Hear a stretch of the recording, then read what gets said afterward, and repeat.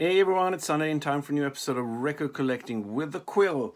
Today we're going to talk about one single album, this one, the fantastic Wildflowers, released by Tom Petty in 1994. I'm going to talk a little about the original album and also about the huge box set that came a couple of years ago.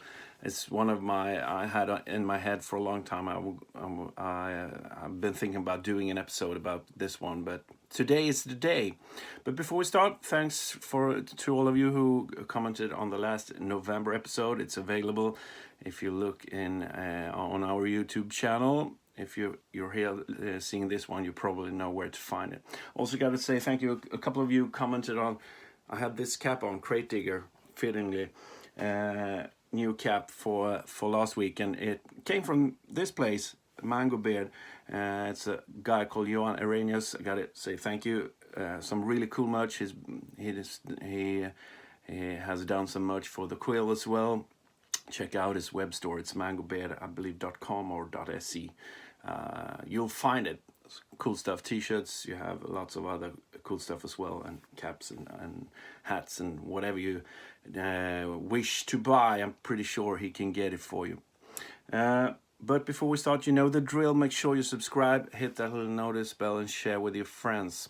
Well, the other night I was surfing YouTube, as you do when you have vacation, and I ended up seeing the fantastic documentary Somewhere You Feel Free about the recordings of this album. I believe it's a YouTube exclusive. It's all the guys from Tom Petty and the Heartbreakers and Rick Rubin talking about the recordings of the album. I think it was released around the box set release in 2020.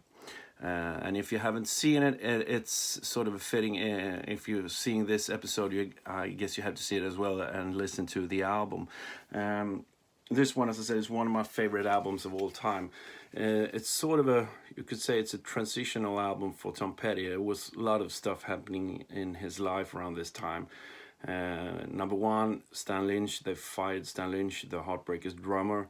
And this is, in fact, a soul album, even though it's sort of hard distinguishing Tom Petty's soul albums from Tom Petty and Heartbreakers album, because usually all the guys are on there as well. But I think it's more of the way he sort of, whenever he made soul albums, even though he has the band are always sort of included in the end.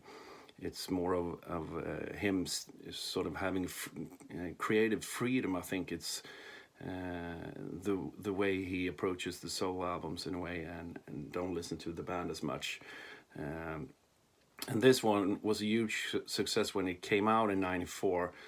I remember it was quite different from Into the Great Wide Open, the previous albums. At first I had a little hard time getting into it, and it's, as I said, it's transitional, going from Stan Lynch to Steve Ferrone. The drummer is totally different drummers, but you also have a new producer here. You have Rick Rubin, who ended up producing, this is his first of 3 Tom Petty albums he produced.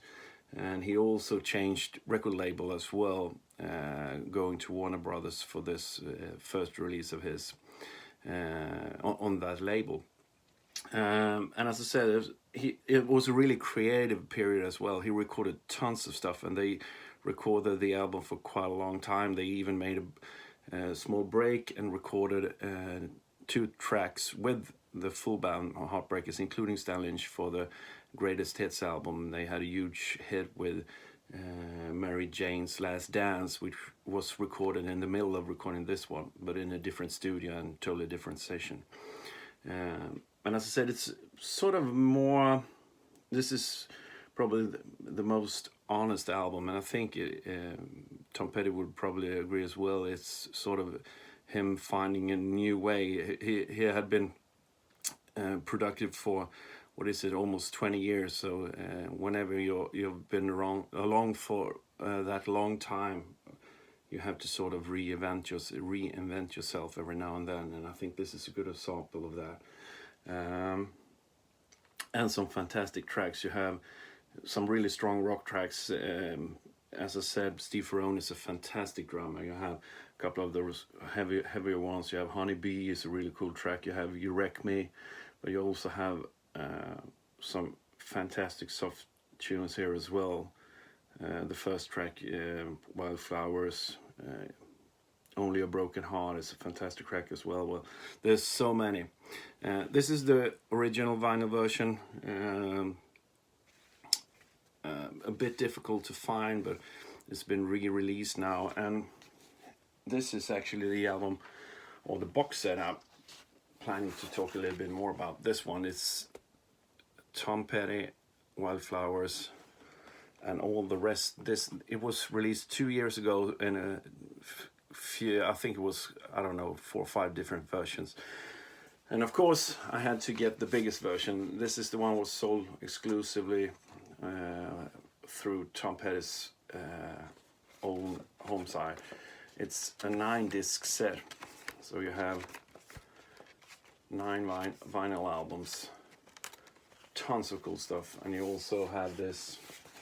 Looks like this is, as you can see, is thick as well. You have the track listing there as well, and you have a really nice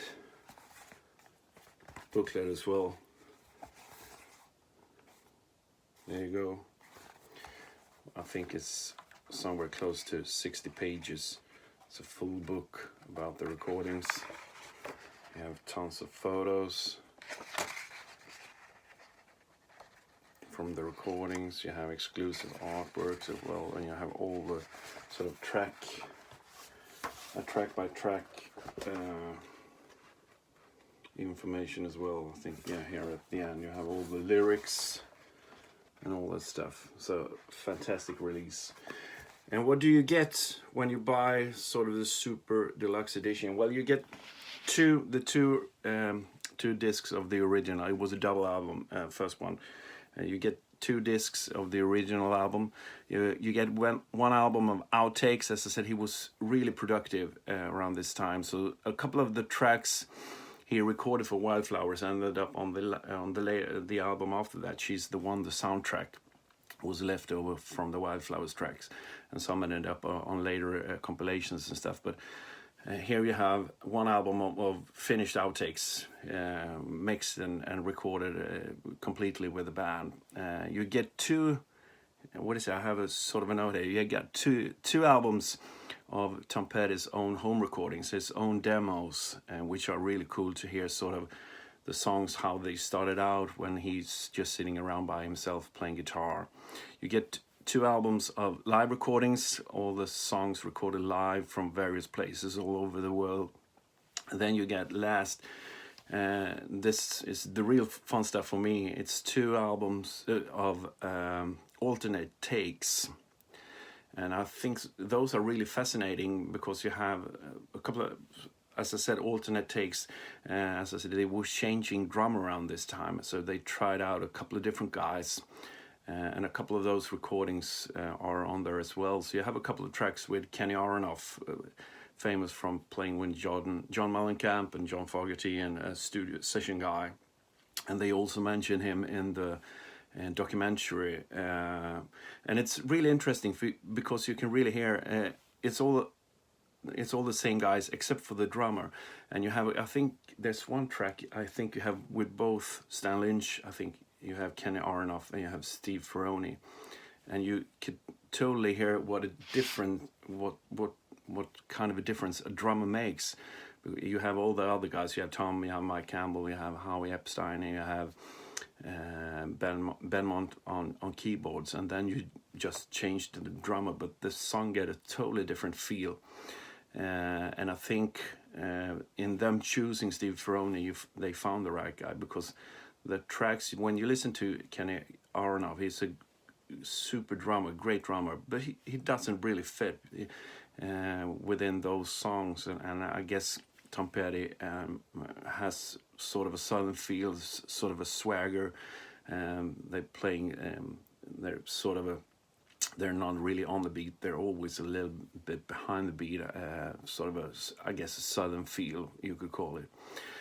Which I think those are really interesting because, and that's why I love this box set, because you get the whole picture. You get from the home recordings, you get the sort of them trying to find the new band, you get the full album, and you also get the live recordings when the songs evolved even more, and with sort of and Steve Ferrone ended up joining Heartbreakers after the album and stayed with them until Tom's death.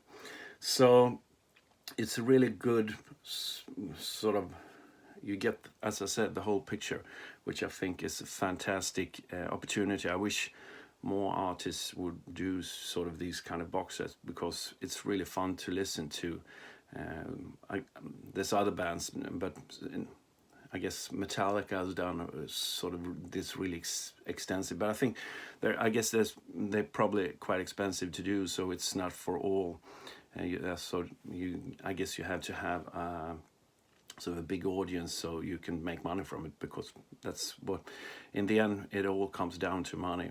But I think it's been released I think a year ago or so. You could buy those exclusive tracks. At first they were only available in this big box set, but they released a new version where I think most of these tracks are available. So if you don't want to shell out big money for the big box set, you can sort of stay with the old copy of the album and buy all the rest albums, so you get those outtakes.